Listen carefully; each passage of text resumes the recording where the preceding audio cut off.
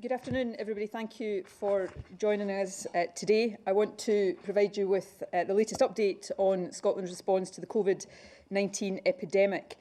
First of all, I'm able to confirm that as of 9 o'clock this morning, there have been 1,993 positive cases of COVID-19 confirmed in Scotland. That is an increase of 430 since yesterday's figures.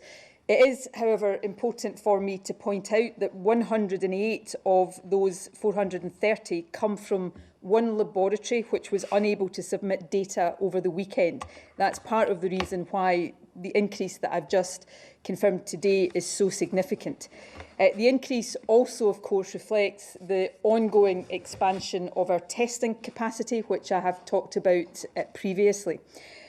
As of last night, I'm also able to confirm that a total of 135 people were in intensive care with either confirmed or suspected cases of COVID-19. That is an increase of 27 on the figure I reported yesterday. And in total, including those who are in intensive care, there were, as of last night, 1,073 suspected or confirmed cases in hospitals across Scotland. And lastly, it is with sadness that I have to report today a further 13 deaths of patients who had tested positive for COVID-19. That takes the total number of deaths in Scotland now to 60. And again, I want to extend my condolences to everyone who has lost loved ones, and again express my deep appreciation to everyone working in our health and care sector. Everyone across the country is very grateful to all of you for the work that you're doing. As well as having the Chief Medical Officer here today, I'm also joined by Mike Russell, who will talk later about the emergency legislation that we have just published this morning and which will be considered by the Scottish Parliament tomorrow. Amongst other things, that legislation provides for the continuing functioning of the justice system during this emergency period. It also relaxes restrictions for businesses and government in relation to some statutory processes. And as I've covered at this briefing previously, it provides greater protection for tenants, particularly protection against the possibility of being evicted during this crisis period. It is in so many ways an unprecedented response to what is an unprecedented situation. Some of the provisions in this bill are of a type that I would never have wanted or expected to be introducing to Parliament, and we will ensure that these provisions do not remain in force any longer than is absolutely necessary. But it is worth highlighting, and Mike Russell will say a bit more about this, that these proposals have been developed in discussion with opposition parties, and that cross-party approach is one that we are determined to continue for any future emergency legislation that might be required during this period. I want today to briefly highlight 4 other issues before handing over to the Chief Medical Officer. Firstly, I want to update on the situation in relation to delayed discharges, where people who are well enough to leave hospital can't do so because care arrangements for them are not in place. At the outset of this epidemic, we set a target of reducing cases of delayed discharge by at least 400 or 25% from the baseline as of the 4th of March. Current figures indicate that we have achieved that, and delayed discharge cases have now been reduced by more than 400, and we are now aiming to reduce numbers even further during April. This reduction is, of course, good in itself. People should not be in hospital for any longer than they need to be. But it is, in this context, particularly important as part of our effort to increase NHS hospital capacity as we start seeing more cases of COVID-19. I also want to update briefly on NHS staffing figures. Yesterday at the briefing we were asked about the numbers of NHS workers off sick right now because of the virus, and I'm able to confirm that at present just over 6% of NHS staff are off work, either with COVID-related symptoms or self-isolating because somebody in their household has these symptoms. That number is relatively low, and it's important to be very clear that we would expect to see that number rise in the weeks to come. But it's also important to note that we have now begun testing of key workers, and as we continue to expand that capacity, we will be able to get people back to work as quickly as possible. I also want briefly to comment on the announcement we made yesterday on early education and childcare. Local authorities were on track to implement their new duty from August this year of providing 1,140 hours of free childcare a year to all 3- and 4-year-olds and to 2-year-olds who would benefit from it most. In fact, more than 50,000 children were already benefiting from that expansion. It is, however, clear that this emergency makes it impossible for some local authorities to meet that target by August. The emergency is already having a major impact on both recruitment drives and construction work, so we are therefore no longer imposing a statutory duty on local authorities from August, but I want to make absolutely clear today that we remain committed to ensuring that this expansion happens as soon as possible. It is one of the most important policies and priorities of this government, and one that we will resume working towards as soon as we possibly can. The final issue I want to touch on today relates to the £350 million Communities Fund, which was announced in Parliament 2 weeks ago. Money from that fund is already being allocated to organisations across the country, and today we are confirming that more than £1.5 million will be given to Scottish Women's Aid and Rape Crisis Scotland. There is, as I think everybody understands, a real risk that women and children who are already subject to domestic abuse will feel even more isolated and vulnerable during this crisis. So this funding will help to ensure that they have access to support services. In fact, I want to ensure that people know that the Domestic Abuse and Forced Marriage Helpline remains fully operational at all hours during this epidemic. Anyone who needs support or advice can email or web chat through their website, or you can call them on 0800 027 1234. The key message that I want to convey today is this: people who are suffering domestic abuse do not have to wait to seek help. That help is available now, and you should not hesitate to come forward and get it. I will pass on to the Chief Medical Officer in a moment and then to the Cabinet Secretary, but I want to end by restating the most important message of all. As updates like these demonstrate, the Government is working on a wide range of fronts to support the NHS and other parts of the economy and society, and to deal with the many and varied impacts of COVID-19. But it remains the case that the most important actions in dealing with this virus are the ones that each and every one of us can take. By staying at home, by limiting contact with other people as much as possible, every single one of you, every single one of us is doing our bit to slow the spread of this disease, to protect our NHS, make sure it is not overwhelmed, and ultimately to save lives. I very much hope that it will not be too long before we are standing here at one of these briefings talking about the slowing down of this virus. But we are not yet at that stage. And when we do reach that stage, it will only be because people have been doing the right thing by staying at home. So I end today by asking everybody across the country to stick with it. Thank you for doing so, because by doing so, by following this advice, you are helping us to save lives. Chief Medical Officer, would you like to add a few words? Thank you very much, First Minister. I was going to add to those words of encouraging everyone to continue to stay at home and avoid contact with people outside your own household as much as possible. Whilst there have been more tests done in the past few days as we increase our capacity for testing, and this has allowed us to start to test some key workers in health and social care to allow them to go back to work if they do not have coronavirus or someone they're isolating with does not have coronavirus. But the increased number in positive cases in Scotland today is not simply because we are testing more people. The proportion of those tests which are positive is increasing day by day. This shows us that within Scotland at the moment, despite how well people are complying with the measures, despite the stringency of those measures we've put on the population and asked them to do these very difficult and restricting their behaviours, our numbers of cases every day in Scotland to continue to increase. So the proportion of people who are we are seeing is increasing day by day, even with these measures in place. Obviously, we don't know how fast it would increase without these measures, but I want to emphasise that despite what we're doing, the virus is still being transmitted in our communities. The only group of people that we're not seeing sustained transmission in is amongst people under the age of 15. This is in common with other countries around the world where we think that children and younger people are not either seriously affected by the virus or perhaps don't get it at all. But in all other age groups across our Scottish population, the number of people catching this virus continues to increase. The measures we're taking will help. It will slow the transmission, and I can only thank people for all that they're doing to protect our NHS and to protect our Scottish population. Okay, thank you, Catherine. Can I hand over now to Mike Russell?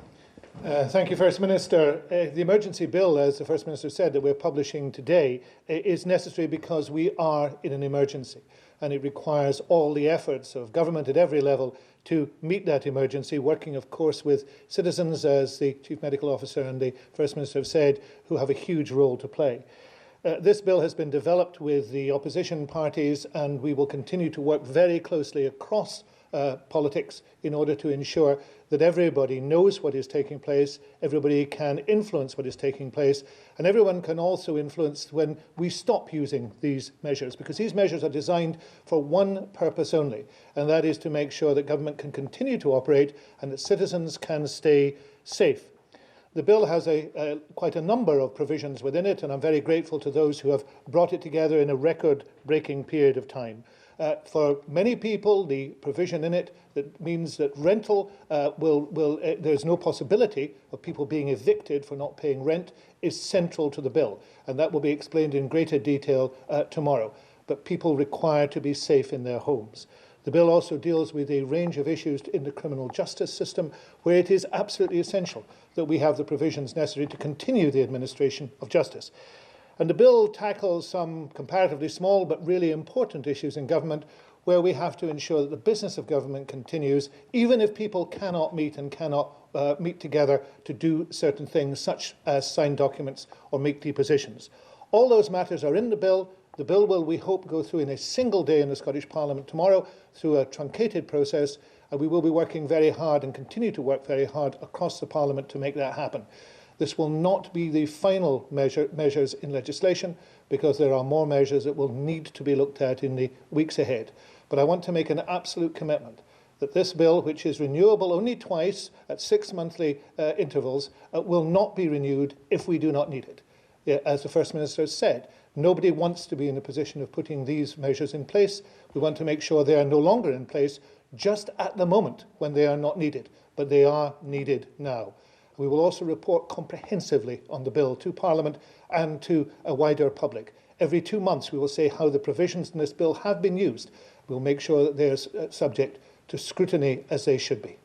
Okay, thank you, Mike. I'm now going to go to journalists who are joining us remotely today to take a series of questions. I have a total of 19 journalists who've indicated they want to ask a question. I want to get through all of them, so we'll try to be as brief as possible. But can I ask journalists, if your question has already been asked, then don't feel the need to ask it again. If there are other questions you want to ask, of course, you're free to do so. But I will firstly go to Sarah Smith from BBC Network.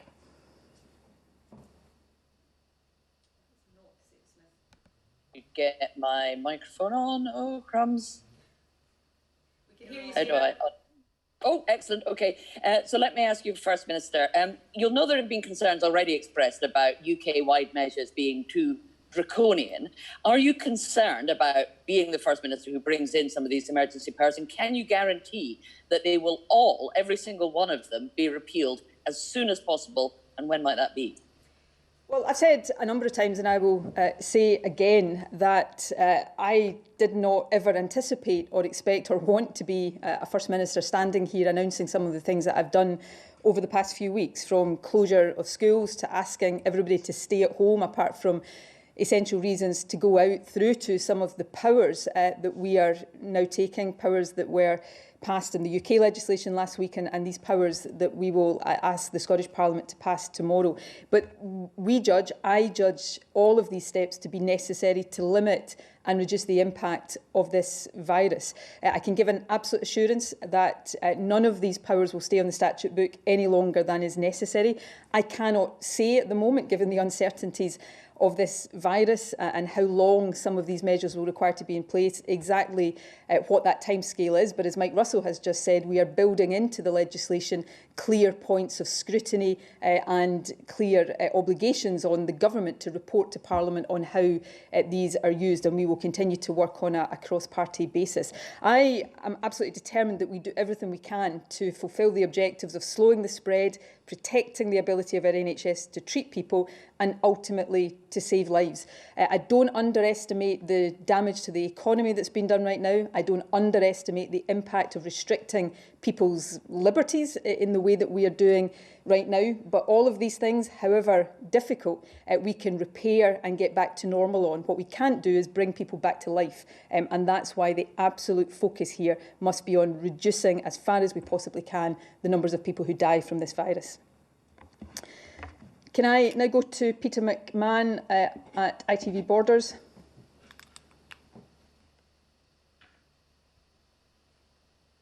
First Minister, my colleague at ITV Wales interviewed Mark Drakeford, the First Minister of Wales, who said that both you and he and your colleagues from Northern Ireland had argued for stronger action on construction sites at Monday's Cobra.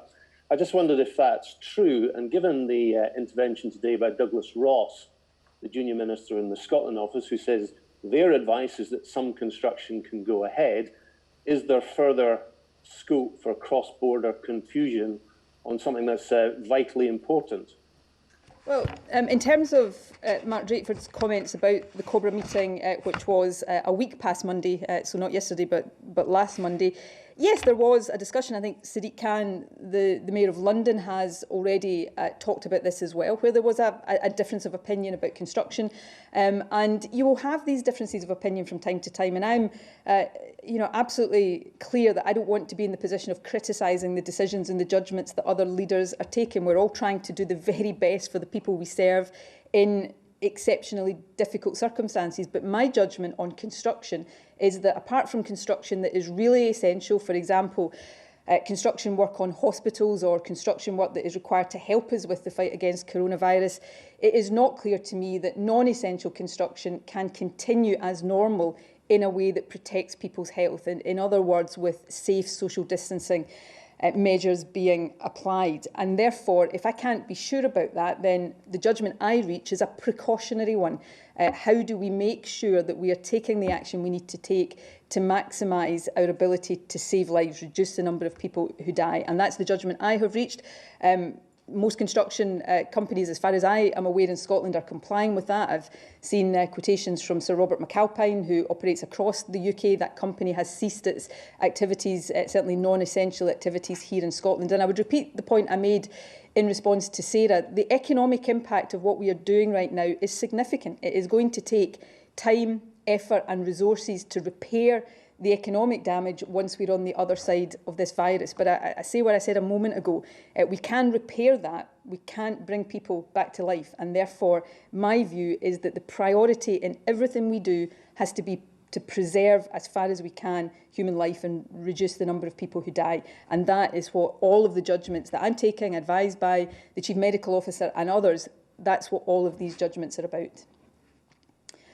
And I will now call on Kieran Jenkins from Channel 4. We've seen a survey of home carers in part of Scotland, First Minister. 85% say they don't feel safe or supported by their council. One home carer told us to tell you she is scared. It suggests that something's not quite right. What do you think that is? Well, I've not seen your survey, Kieran. I'd be very interested to look at it. But even without seeing that, I know how difficult this is for home carers. I know how difficult this is for the social care sector in particular. And we are working extremely hard with local authorities, with voluntary organisations, with the the request for volunteers that we have launched in the last few days to make sure that we are putting in place at local level the kind of arrangements that can support those who are most vulnerable and those who need that support. So, you know, we've talked previously about the around 200,000 people in Scotland who are in the most vulnerable category, who are in the process right now of receiving letters from the Chief Medical Officer telling them that they have to do the most extreme form of isolation. We are putting in place arrangements led very much by local effort to make sure that they are properly cared for and looked after. That includes food and medicines delivery where required. But there are a broader range of people, some of whom will have home care, some of whom will have care in other forms that we also need to make sure are getting the support, advice and care that they need. So there is a huge amount of work going into that, and we will continue to listen to the views that people express to us, to look at ways in which we can support that, to look at ways in which we can provide extra effort to support the work that frontline carers and health service workers are doing. So this will be ongoing. I don't think we will ever get to a point during this epidemic where we can sit back and say that we are doing everything we need to do. It is something that we have a daily focus on making sure that we are taking all the steps that are required of us. Lisa Summers from BBC Scotland. Hi, yes. We've seen figures today from the Office of National Statistics that suggest that the number of community COVID-19 deaths are not reflected in the official statistics. Do you believe that in Scotland, the actual number of deaths is an underestimate because we are not necessarily recording people if they're not admitted to hospital with COVID-19? Well, thanks, Lisa. Let me try and take this question in a bit of detail, because I think it's important people both understand what is being reported now, but also the work that is underway in Scotland to make sure that as this epidemic develops, the figure that we are releasing and is being published for the numbers of people who die is an accurate one and one that is robust. So firstly, Health Protection Scotland do not consider that the figure we're publishing at this stage is a significant underestimate. The HPS, the Health Protection Scotland figure for the numbers of death that is reported right now, reports deaths in individuals within 28 days of a lab confirmation of COVID-19, and that is irrespective of the location of the confirmed case. National Records for Scotland, their death registration statistics will cover all deaths regardless of setting where there is a mention of COVID-19 on someone's death certificate. Now, the work that is underway right now and will develop in the next few days is to link up both of those sources of information, the HPS figures and the NRS figures, so that as we move forward and as this epidemic develops, particularly in the community, then between those two sources of information, there is a robust figure for the numbers of deaths being reported in the future. So we will keep you updated as that work develops.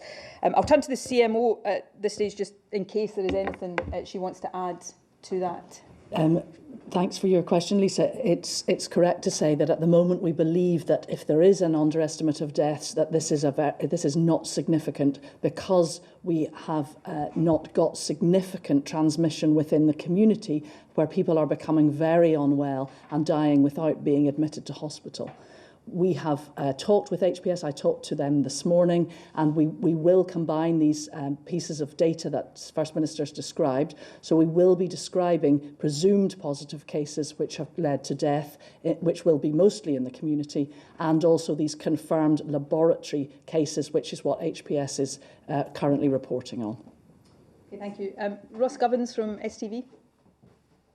Yes, can I move to the emergency legislation going through Parliament this afternoon?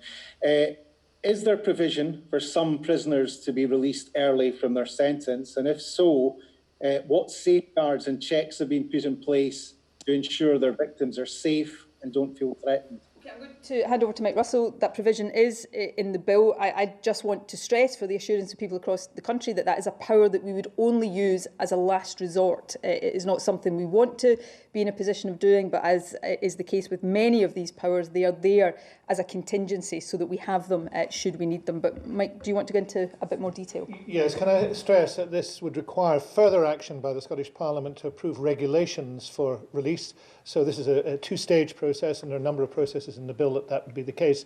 The legislation also specifically excludes certain categories. Life sentences, those who are convicted of sexual crimes, there are a number of categories within the bill. As the First Minister said, this is not saying that this action is going to take place, but it's creating the circumstances in which it could take place if there was, for example, a substantial increase in the cases within the prison service. This will be kept under review, and of course we will make it clear if the power is going to be used before it is used. The procedure will be to put those regulations into the Parliament. They have to be approved within 28 days, but they can come into effect immediately. So it's a potential, but it's not an actuality as yet. Okay, thank you. I have Alan Smith from Bauer. Hi, good afternoon. The STUC has issued a call today for additional guidance on essential business activity, particularly for manufacturing, food and drink and construction. This is becoming more urgent by the day, and that some employers are continuing to play fast and loose with the concept of what is essential. Given that this guidance has been in place now for nearly 2 weeks, is it now time for the Scottish Government to issue even more detailed guidance on what is essential? So we are looking at whether we can issue more guidance that clarifies even further the do's and don'ts and the principles that we're asking businesses to follow. So we will obviously look carefully at what the STUC thinks is required, and if we think there is a need for, and if it would be helpful to have further guidance, we will certainly do that. But I want to be clear today that there is guidance in place. In my view, and based on the information I have, the vast majority of employers are paying heed to that. But that guidance is on a precautionary basis. So there are a number of businesses that are being told categorically to close, pubs and restaurants and non-essential shops, for example.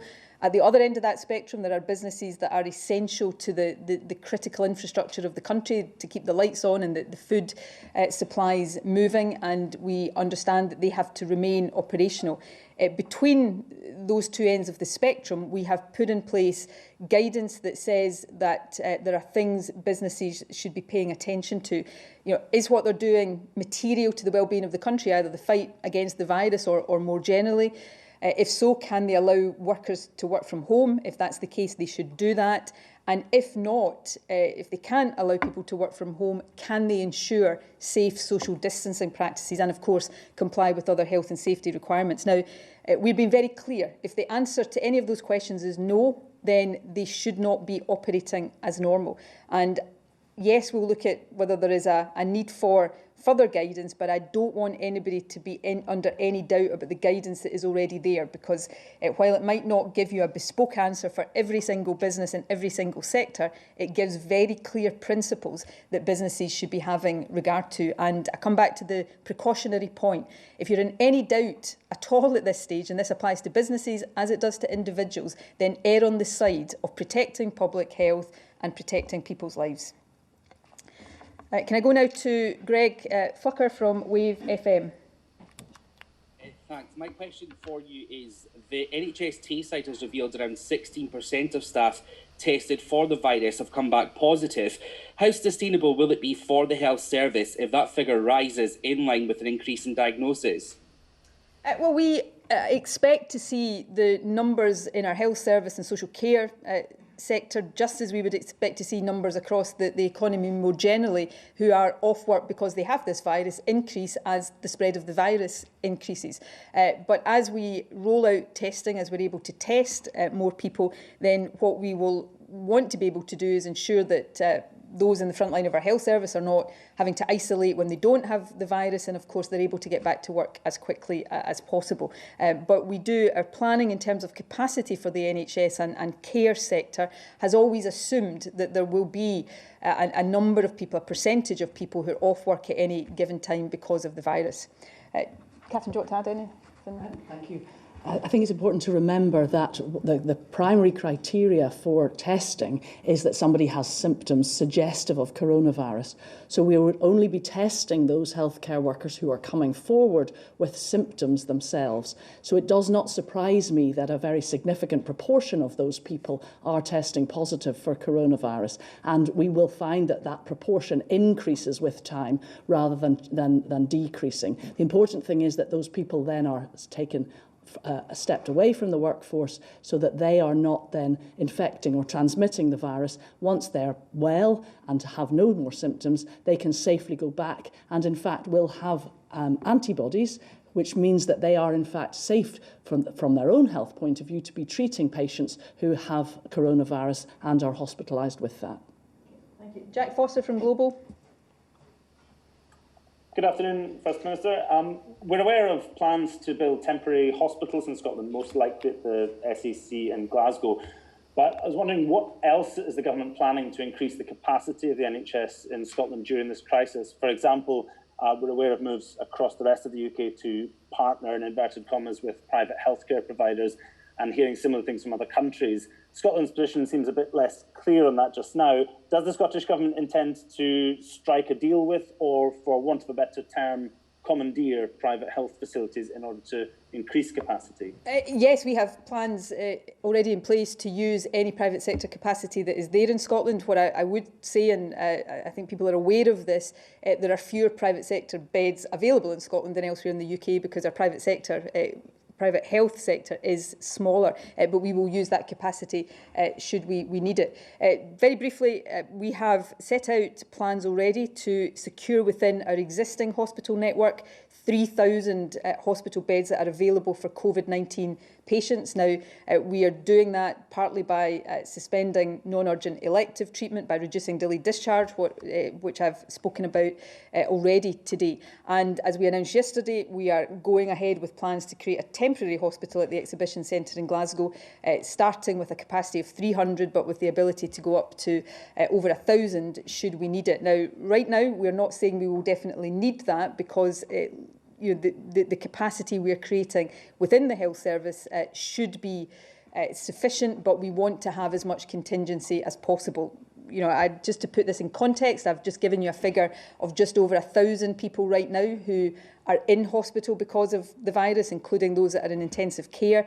And without even having the temporary hospital, we have plans for a capacity of 3,000 beds. So we're doing everything that we reasonably can to make sure that we have the capacity that we will need to meet the demand that comes from this. But finally, people can help us reduce that demand if they keep following the advice that we're asking them to.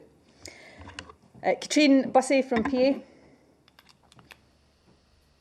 My question was actually about the release of prisoners, so it has, I think, been covered. Excellent, well done, Katrine. I think you've set an example there to be followed by others. Michael Blackley from the Daily Mail. Good afternoon. Just to return to the emergency legislation, I'd like to ask about the trials that will be taking place without jury, which would usually have jury. Do you have any concerns with them that there could be an increased potential for miscarriages of justice? No, I don't. There are many countries where serious crimes are taken through the courts without juries. I'm a believer in the jury system, I should add, but this is an exceptional measure to deal with exceptional times, at a time when for good health reasons, juries are not being impanelled right now. Then the alternative is not to have cases proceed, and therefore to have provision for cases to proceed in this way, I think is sensible. Do you want to add briefly, Mike? Just to make it clear that quite clearly the Lord President has asked publicly for these powers. These powers will be in place only as long as they are required. But they are required now if we're not to have a totally unacceptable backlog in terms of cases, and also if we're not to have a situation where individuals have to wait a very, very long time indeed. We have looked at the practicalities of remote juries. It simply isn't practical at this stage, but as we continue to look at it, we may be able to bring forward other ideas. Thank you. Simon Johnson from The Telegraph. Hi, First Minister. I just wanted a bit more information on the temporary release of prisoners. Can you say a bit more about the process that prison governors would have to follow to initiate the temporary release of some of their inmates? And potentially, if the virus was widespread within their prisons, would they have the ability to, for example, empty an entire wing?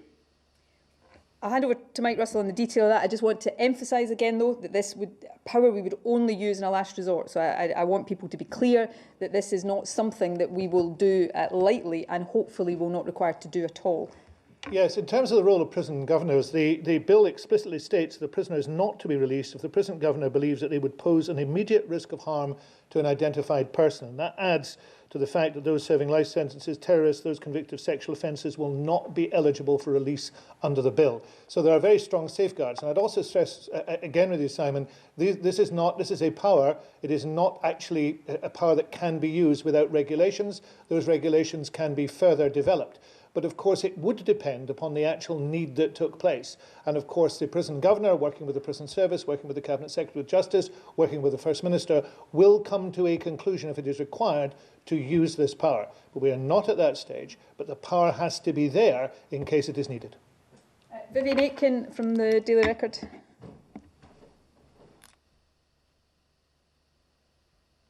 Sorry, could you give us any further indication of the areas that the emergency powers will cover?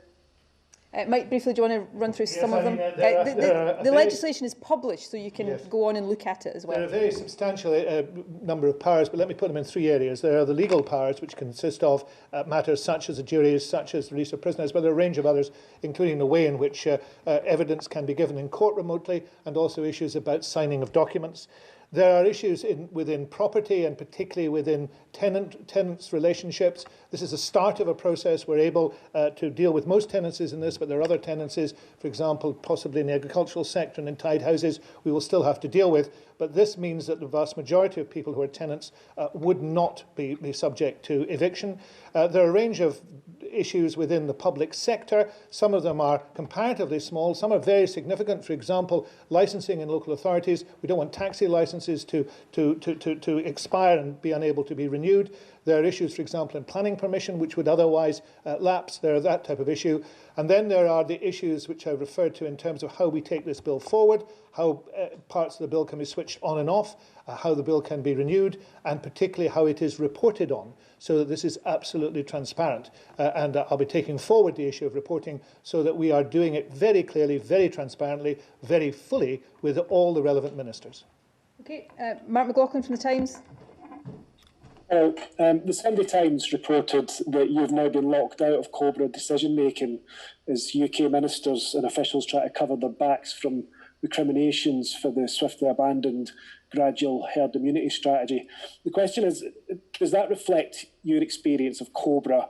How invested were you in that gradual herd immunity strategy? And given it was swiftly abandoned, how confident can we be that your current strategy of surveillance testing at a level below that recommended by the World Health Organization will keep deaths from spiralling to levels seen in Italy? Very briefly, there's a range of questions there. It's not really my sense of or how I feel about the Cobra process. I think that's been a helpful process, one that Scotland has been able to participate in. And just generally, I've got no interest at all in party political or intergovernmental bickering in this. You know, there are many issues that will happen on, but this should not be one of them. But what I'm really clear on, and have been clear since day one as First Minister, as somebody that's not a doctor or a scientist, that I want to do my very best and apply my best judgment to the scientific and expert advice that I'm getting. I'm in a very fortunate position of having very good, strong advice here. And while I think it is right that we have a four nations approach, this virus doesn't respect borders or boundaries. Where there are issues that I believe we need to do something in Scotland, even if the other countries are not doing it, I will not hesitate to do that if I think it is meeting the objective of slowing the virus and saving lives. And you know, I think the comment in the Sunday Times was in relation to closure of schools. On the day that I announced the closure of schools, the advice I had, both from a health perspective but also from a practical perspective, said that that was the right moment to do that. So my duty as First Minister is to the people of Scotland, and I try to do that duty to the very best of my ability, taking on board the advice that I have. And I will also not shy away from saying, if this is the case, at any point that we are changing position, because the advice as we learn more about this virus has changed as well. None of us have all the answers here. None of us have been in this situation before. We will all get things wrong. We will all make mistakes, but I will continue to try to take the right decisions based on the best judgment and absolutely in good faith. And I believe that's what the Prime Minister is doing, and I believe that is what the other First Ministers are doing as well. And if occasionally that takes us to different positions, it will be because of those reasons. Gina Davidson from the Scotsman. Oh, hi, thanks, First Minister. You've announced money today for Women's Aid and Rape Crisis Scotland. I just wondered, do you think more needs to be done given the spikes that we've seen in domestic violence in other countries, China and so on, while lockdown has been in place? And is there a role for Police Scotland to maybe be being proactive in visiting homes that they've been to in the past 12 to 18 months, perhaps? Yes, I think there is a need to keep a very, very close eye on this. I know the police, and it's not for me to tell the police on an operational basis what they should be doing and how they should be doing it, but the police have already said this is something that they are very conscious of and will be very vigilant around.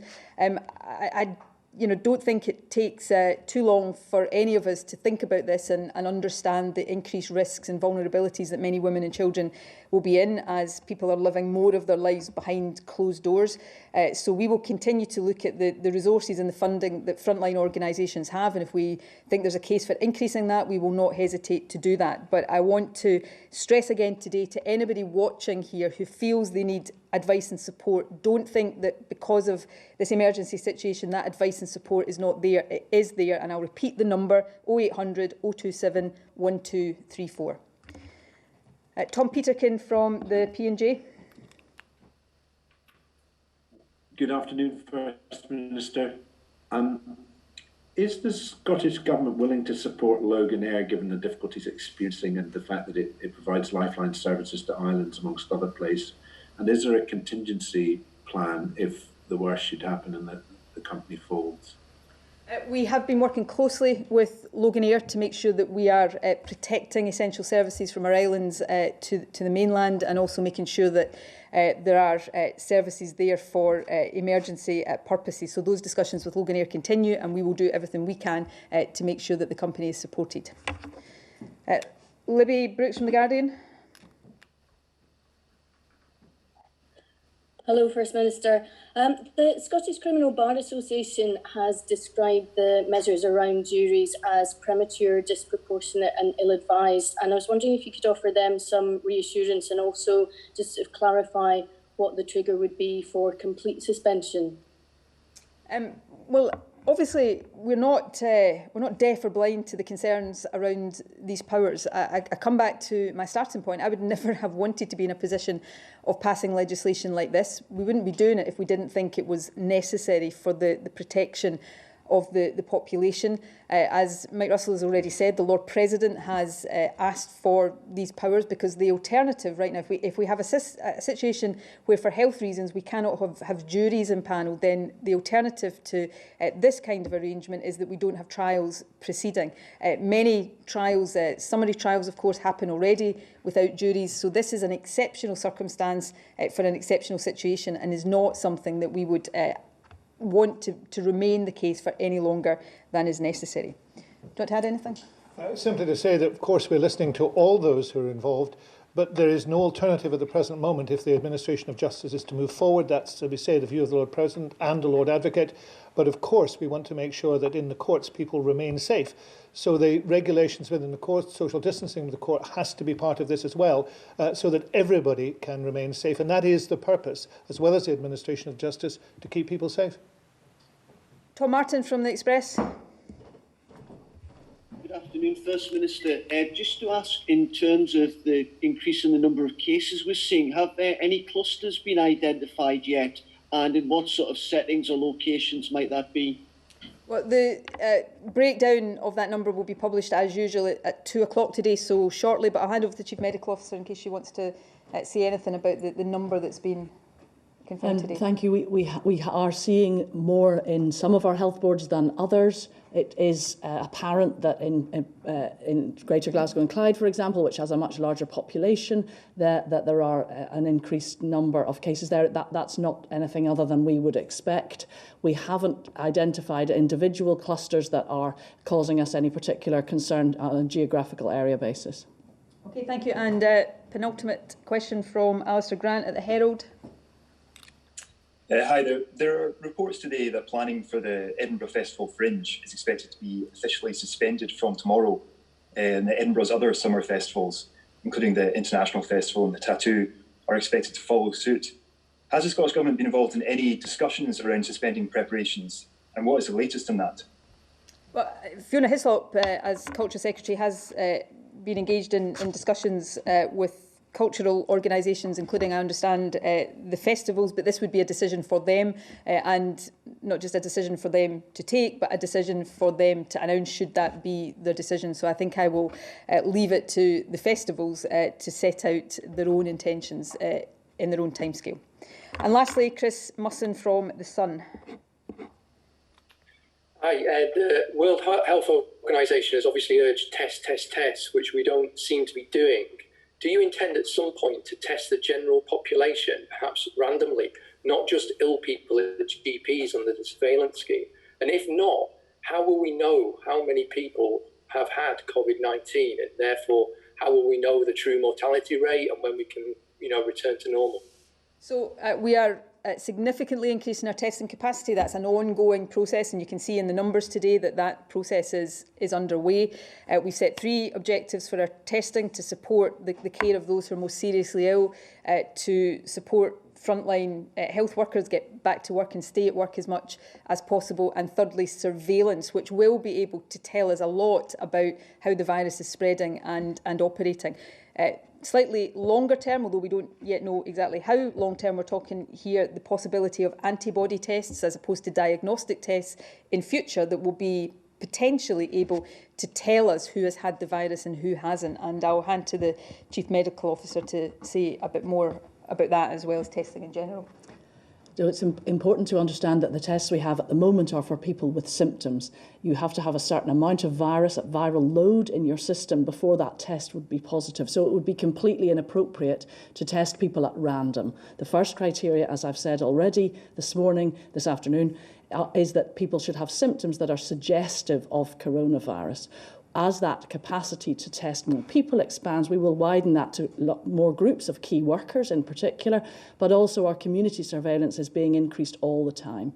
Our community hubs in primary care, which started this week, are going to be testing 100 people a day across Scotland from different age categories.